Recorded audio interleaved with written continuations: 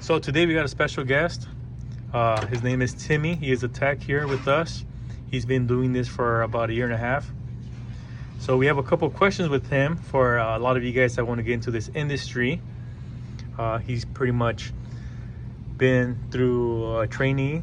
Now he's been on his own for, how long you say you've been on your own for? A little under a year. So a little bit under a year. So how old are you, Timmy? 25. He's 25 years old. So what made you go into this industry? I needed a job. When you were looking for a job, was this a specific job you were looking for? Anything to work with my hands. Basically hands-on, okay. So now that you've been doing this for about a year and a half, have you learned a lot? Yeah. If you had to give someone advice going into this industry, what would be the advice? Get some thick fucking and be willing to get your hands dirty. Dirty, okay. Do you see yourself doing this within the next 10, 15, 20 years? Or this becoming your whole career for your whole lifetime? Something of this nature, yeah. So, what do you like doing on a day-to-day basis when it comes to working on vehicles? I like getting down and dirty in the engines.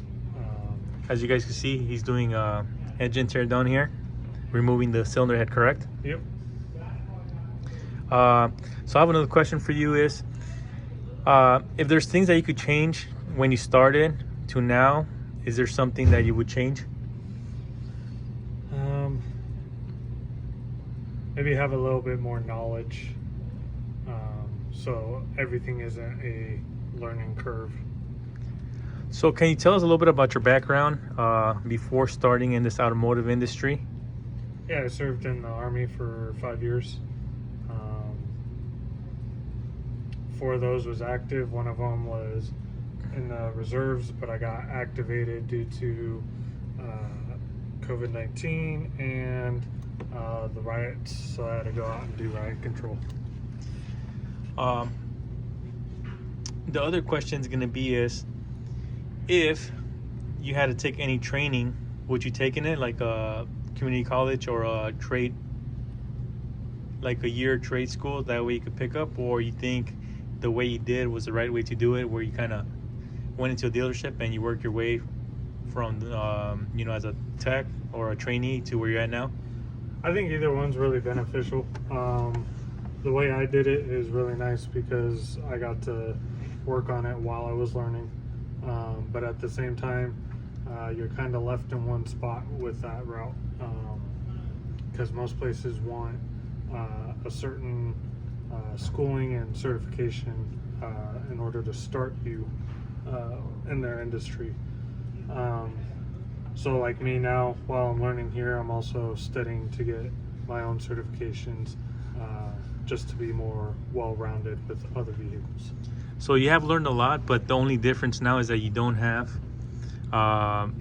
basically tuition that you had to pay. Yeah, pretty much. So you pretty much, I know a lot of the kids out there, especially when they're doing a trade school, they're paying about 30-40 grand. So now you're basically debt free, which is a plus for you, correct? Yeah, definitely. So do you consider yourself lucky the route you went through? Yeah, absolutely.